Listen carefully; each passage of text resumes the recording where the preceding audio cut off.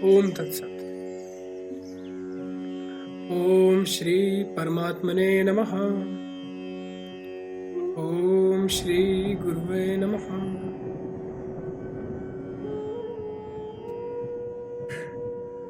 योग वशिष्ठ। शुद्ध चेतन आत्मा और जीवात्मा के स्वरूप का विवेचन। श्री महादेव जी ने कहा, ब्रह्मन, चेतन जीवात्मा अज्ञान के कारण मैं दुखी हूं, इस भावना से व्यर्थ ही दुखी होता है और मैं नष्ट हो गया, मैं मर गया, यूं भावना करता हुआ रोता रहता है। किंतु जिस प्रकार पत्थर में तेल नहीं रहता, उसी प्रकार शुद्ध चेतन आत्मा में दृश्य, दर्शन और दृष्टा की त्रिपुटी नहीं रहती।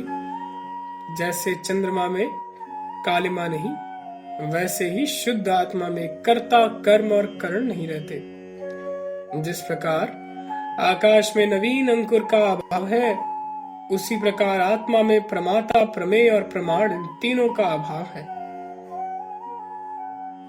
जिस प्रकार नंदन वन में खैर के वृक्ष का अभाव है, उसी प्रकार शुद्ध आत्मा में मन, मनन और दृश्य विषय का अभाव है। जैसे आकाश में पर्वत का अभाव है, वैसे ही शुद्ध चेतन में मैंपना, तूपना और वहपना आदि नहीं। जैसे काजल में सफेदी नहीं, वैसे ही चेतन में अपनी देह तथा पराई देह का भाव नहीं।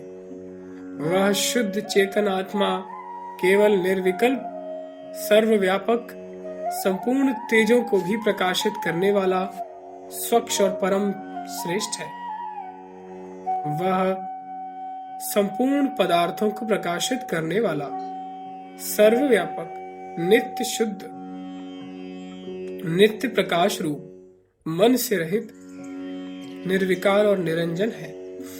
एक वही घट और पट में, वट और दीवाल में, शकट और वानर में, गधे और असुर में, सागर और आकाश आदि भूतों में तथा नर और नाग में सर्वत्र व्यापक होकर स्थित है। वह शुद्ध हुआ भी मलिन सा, निर्विकल्प हुआ भी सविकल्प सा, चेतन हुआ भी जड़ सा और सर्वव्यापी हुआ भी एक देशी सा प्रतीत होता है। कर्मेंद्रियों की प्रवृत्ति में तत्परता संकल्प से होती है। वह संकल्प मनन जनित है।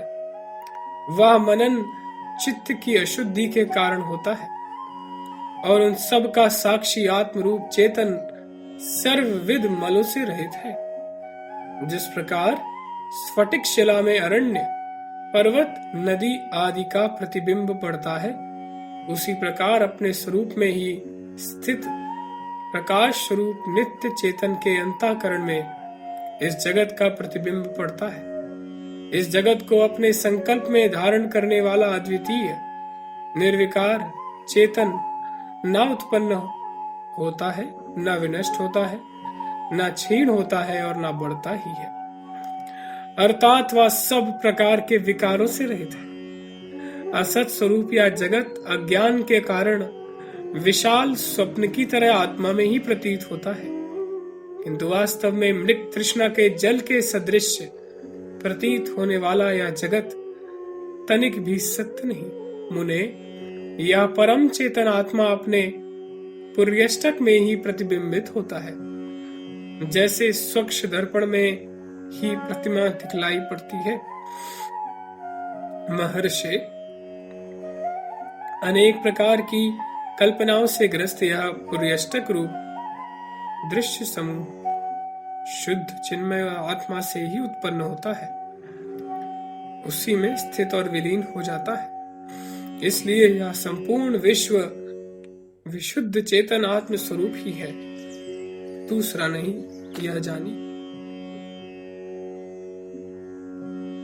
जिस प्रकार जड़ लोहा लोह चुंबक के सानिध्य से संचरणशील होता है, उसी प्रकार सर्वव्यापी सत्स्वरूप परमात्मा के सानिध्य से यह जीवात्मा संचरणशील होता है। अर्थात सर्वत्र स्थित परमात्म शक्ति से ही यह जीव चेष्टा करता है।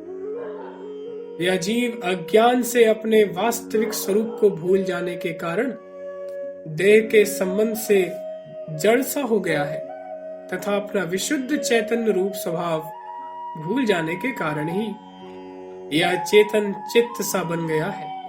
ब्रह्मन परमात्मा ने ही शरीर रूपी गाड़ी खींचने के लिए मन शक्ति और प्राण शक्ति ये दो सुदृढ़ बैल उत्पन्न किए हैं। सच्चिदानंद घन निर्विकार परमात्मा के सकाश से ही यह जीव जीवन धारण करता है।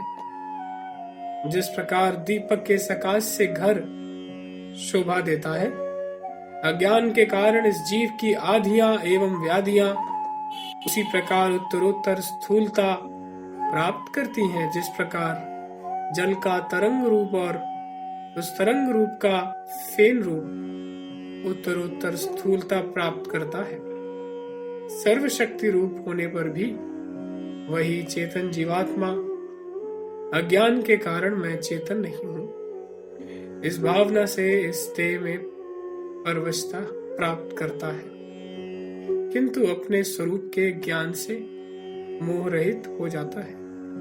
हृदय रूप कमल पत्र के चेष्टा रहित हो जाने पर ये प्राण शांत हो जाते हैं। जिस प्रकार पंखे के कंपन शून्य हो जाने पर पवन की शक्तियां विलीन हो जाती हैं, हृदय रूप कमल पत्र के स्फुरण से अपुर्यष्टक विस्पष्ट हो जाता है और हृदय कमल रूप मंत्र जब चलने से रुक जाता है यानी निश्चल हो जाता है, तब वह भी विनष्ट हो जाता है।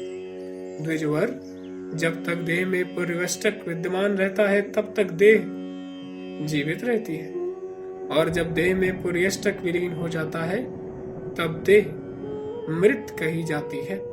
किंतु जब शरीर का हृदय कमल रूपी यंत्र सदा चलता रहता है, तब यह जीव अपने संकल्प प्रकृति के अधीन हुआ कर्म करता रहता है। पर राग द्वेष रहित विशुद्ध वासना जिनके हृदय में रहती है, वे अटल एवं एक रूप रहने वाले मनुष्य जीवन मुक्त है। हृदय कमल रूपी यंत्र के रुक जाने तथा प्राण के शांत हो जाने पर यह देह पृथ्वी पर लकड़ी और ढेले आदि की भांति गिर जाते हैं। मुने, ज्यों ही हृदय आकाश के वायु में अर्थात प्राण में या पुर्यष्टक लीन हो जाता है, त्यों ही मन भी प्राण में ही विलीन हो जाता है। जिस प्रकार घर के लोगों के घर छोड़कर दूर चले जाने पर घर शून्य हो जाता है, उसी प्रकार मन एवं प्राण से शून्य हुआ या शरीर शव रूप हो जाता है। जिस प्रकार नाना प्रकार के पत्ते उत्पन्न होकर समय पाकर वृक्ष से झड़ जाते हैं, उसी प्रकार प्राणियों के यह शरीर भी झड़ जाते हैं, विनष्ट हो जाते हैं। जीवों के ये शरीर और वृक्षों के पत्ते उत्पन्न और नष्ट होते ही रहते हैं, अतः उनके विषय में शोक ही क्या। चैतन्य समृद्ध समुद्र परमात्मा में ये देह रूपी बुद्बुद कहीं एक प्रकार की तो नहीं तो कहीं दूसरे प्रकार के उत्पन्न होते रहते हैं। बुद्धिमान जन विनाशशील समझकर इन पर विश्वास नहीं करते। ओम तत्सत, ओम तत्सत, ओम तत्सत।